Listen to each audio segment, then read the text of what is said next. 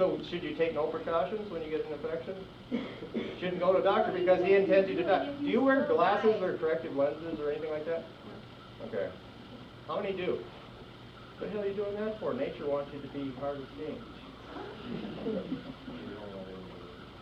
I mean, where do you draw the line? Where does nature's will get followed and yours doesn't? That's what I'm saying, like, wearing glasses is so different than, like... That's unnatural. It is.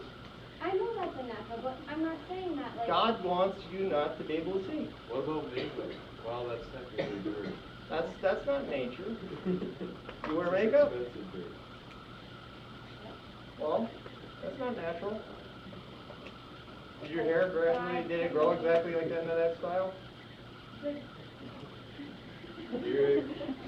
Women are actually quite hairy if you don't remove all the hair, you know. Hey, where's the nature? I don't see it. I've never seen a natural woman in my life that I can think of. You go to Walmart. Yeah. That's one for you, man. You got that one. Nature in all its glory.